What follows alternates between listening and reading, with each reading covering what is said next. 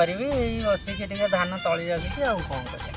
ହଉ ତୁ ଆସିଲୁ କି ଆସିଲୁ ଯଦି ଭଲ କଲୁ ତୋ ପାଖରେ ମୋର କାମ ଥିଲା ଆଉ କହିଲୁ ଦେଖି ମୁଁ ବେକାରିଆ ବୋଲି ମୋର କ'ଣ ମାନ ଇଜ୍ଜତ ନାହିଁ ଅଛି ସମ୍ମାନ ନାହିଁ ଅଛି ଅଛି ତ ତୁ ମାନୁଛୁ ମତେ କେହି ସମ୍ମାନ ତ କରୁନା। ହଉ ମୋବାଇଲଟା ଆଣିଲୁନି ଟିକେ ଲୁଡୁ ଖେଳିଥାନ୍ତେ। ମୋବାଇଲଟା ଚାର୍ଜ ହଉ ଠିକ୍ ଅଛି ଆଉ ତୋ ପାଖରେ ଗୋଟେ କାମ ଥିଲା। କ'ଣ କରିବା କନି ଏଇ ବରଷା ପାଗକୁ ମନ ଖାଲି ହେଉଛି ଦେଶୀ କୁକୁଡ଼ା ଝୋଳ ଖାଇବା। କୋଉଠି ମିଳିବ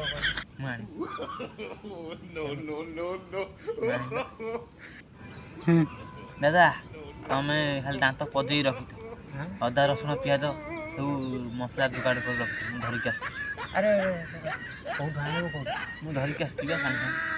ହଉ ଠିକ୍ ଅଛି ଶଳା କେତେ ଦିନ ପରେ ଆଜି ଟିକେ ଦେଶୀ କୁକୁଡ଼ା ଝୋଳ ମୋ ପାଟିରେ ବାଜିବ ବହୁତ ଦିନ ହେଲା ଖାଇନି। ହଉ ହଉ କହିଛି ମାନେ ସେ ଆଣିବ ଯାଏ ମୁଁ ଟିକେ ମସଲା ମସଲି ରେଡ଼ି କରେ ଯାଏ। ଓହୋ କୁଆଡ଼େ ଗଲା ସେ ଟୋକା ଚିକେନ୍ ଟିକେ ଖାଇବା ପାଇଁ ଭାରି ମନ ହେଲାଣି ଦେଖିଲା ବେଳକୁ ସେ ଯାଇଛି କୁକୁଡ଼ା ପାଇଁ। କୁଆଡ଼େ ଗଲା ଜମା ଆସୁନି। ଦାଦା ହଁ ମସଲା ରଖିଛ ନା? ହଁ ମସଲା ରେଡ଼ି ତୁ କୁକୁଡ଼ା ରେଡ଼ି ତ? କୁକୁଡ଼ା ରେଡ଼ି କେଉଁଠି ରଖିଛୁ? ସାଥିଆରେ ଆଚ୍ଛା ଭିତରେ ଓଡ଼ିକି ରଖିଛୁ ଅଛି। ଭଲ କଥା।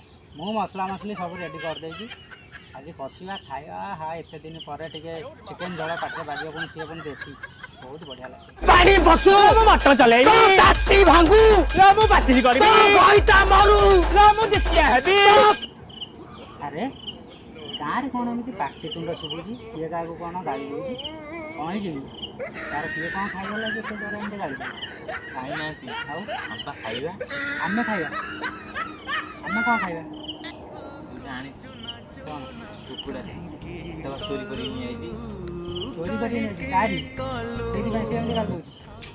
ହେ ଭଗବାନ ଆଉ ଆମର ଖାଇବା ଦରକାର ନାହିଁ ତୁ ସେ କୁକୁଡ଼ାକୁ ନେଇକି ଛାଡ଼ିଦେ ସେ ଯେତିକି ଦେଲାଣି ସେତିକି ଖାଇକି ତ ପେଟ ବଥା ହେଇଯିବ ଆଉ କେତେବେଳେ ପୁଣି ଖାଇବା। ଥାଉ ଯା ତାକୁ ଶୀଘ୍ର ଛାଡ଼ିଦେ। ରହିଯାଆନ୍ତୁ ଆପଣମାନେ ଯାଆନ୍ତୁନି ସିଏ ସିନା ପଳେଇଲା ଆପଣ କିନ୍ତୁ ଯାଆନ୍ତୁନି।